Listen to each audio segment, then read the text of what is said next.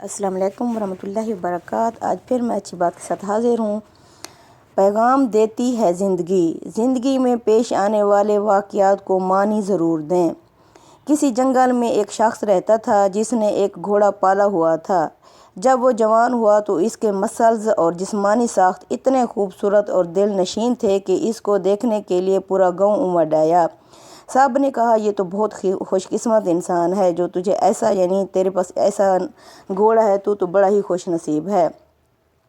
اس آدمی نے کہا پتہ نہیں یہ خوش قسمتی ہے یا بد قسمتی۔ کچھ دن کے بعد وہ گھوڑا بھاگ گیا۔ گاؤں والے پھر آئے اور اس سے افسوس کا اظہار کیا۔ اس شخص نے پھر کہا کہ پتہ نہیں یہ خوش قسمتی ہے یا بد قسمتی۔ اس کا یہ جواب سن کر وہ لوگ کافی حیران ہوئے۔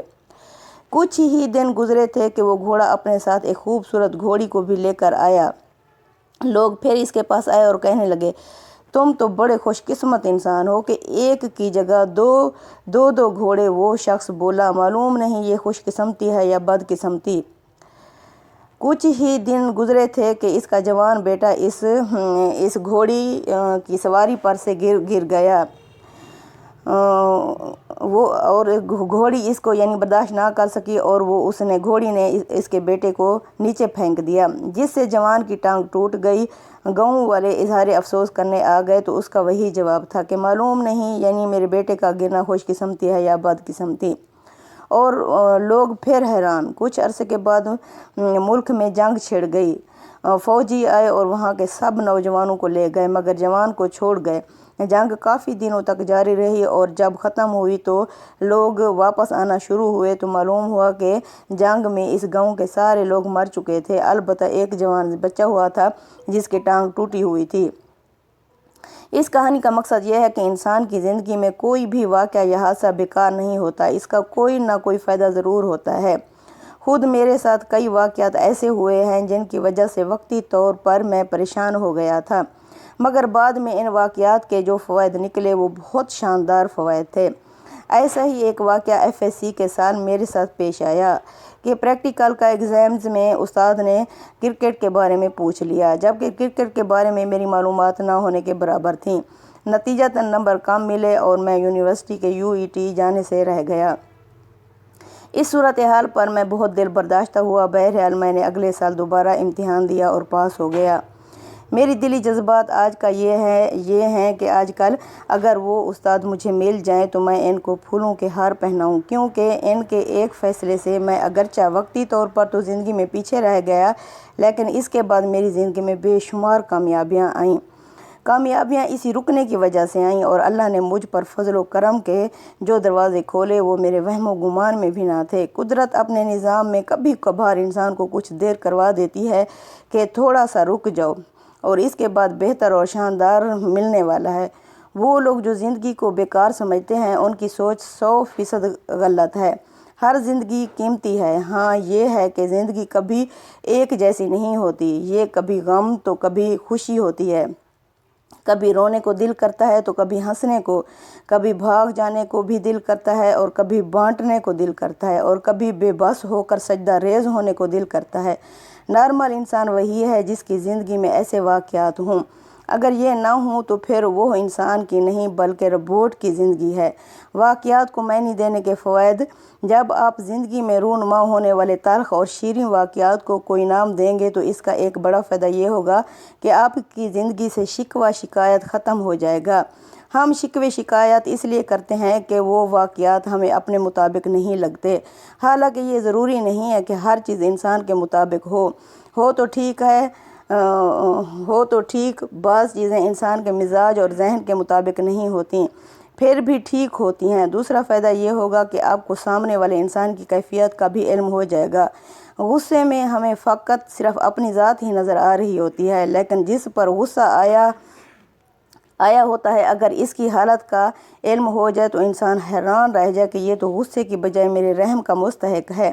ہم کہتے ہیں جو ساتھ چل رہا ہے وہ تھوڑا تیز چلے، مگر جب حقیقت کی آنکھ سے دیکھتے ہیں تو معلوم ہوتا ہے کہ اس کی تو ٹانگیں ہی نہیں ہیں۔ تیسرا فائدہ یہ ہوگا کہ آپ کے اندر وزڈم سوچ سمجھ شعور آ جائے گا۔ यही वो हकीकी ज़िंदगी का शऊर और इदराक है, समझ व फ़हम है, जो कि किताबों में नहीं मिलता। ये आपके अपने मुशाहदे और तजर्बे में से होता है।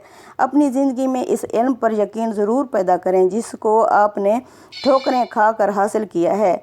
ये कितने अफसोस की बात है कि इंसान को अपने हासिल करदा इल्म पर ही यकीन न हो। इंसान जब अपनी मर्ज़ी को परखता है तो इसे मालूम होता है कि इन वाक़यात में इंसान की चालाकी, अक्ल, ओहदे, मनसब का कमाल नहीं बल्कि महज अल्लाह का करम था। अल्लाह के करम पर ये यकीन इंसान को उम्मीद की दौलत से नवाजता है और फिर वो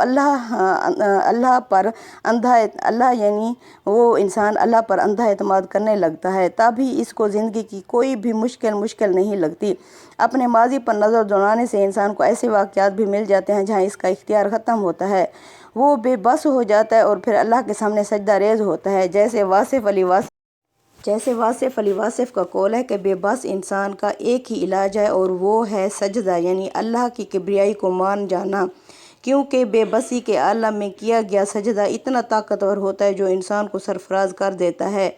वो वक्त के अंधेरों को उजालों में बदल देता है। वक्त ने हमेशा बदलना होता है क्योंकि ये आया ही बदलने के लिए है, लेकिन इंसान को जिस वक्त में जो चीज़ पसंद ना हो फिर भी करने का हुक्म हो तो ये दरअसल इसके ईमान का इम्तिहान होता है कि वो इसमें कितना झुकता है, कितना रजू करता है, कितनी दुआएं करता है और कितना अपने रब को पुकारता है।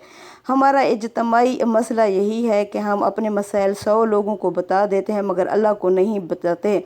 हालांकि सारा इख्तियार खालिक के पास है जो कि सबसे बड़ा मुसब्बबुल असबाब है। यानी अपनी ज़िंदगी के वाक़यात को मैंने ज़रूर दें। अपने आप से हमेशा पूछें वाई, यानी मैं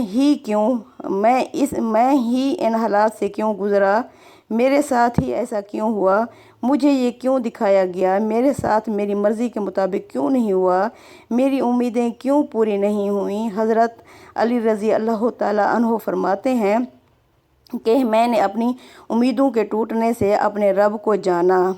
आपके साथ ज़िंदगी में जो भी कुछ हुआ या हो रहा है, एक बार रुक कर ज़रूर सोचें कि ये सब क्यों और किस मसलहत के तहत हो रहा है।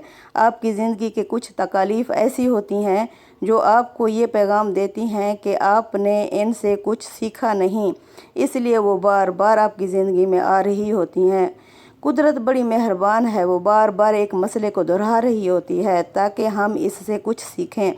शायद हमारी नाकिस अक्ल इन हालात को समझ ना सके और नफ्स इन पर वावेला भी मचा दें, शायद आपको नाशुक्रा भी कर दें, मगर आपने अल्लाह की रहमत पर मुकम्मल यकीन रखना है और ये ईमान रखना है कि आपका रब आपके साथ कभी बुरा नहीं करेगा, क्योंकि वो आपसे बेशुमार मऊ जितना प्यार करता है, यानी 70 मऊ से भी ज़्यादा आपका रब आपसे प्यार करता है।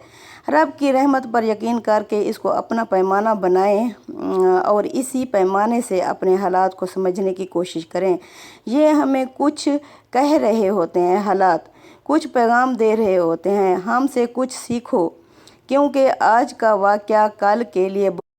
अस्सलामु अलैकुम वरहमतुल्लाहि वबरकातुहू। एक आखिरी बात आज करती चलूँ, अगर कभी कोई तहरीर वगैरह अच्छी लगा कर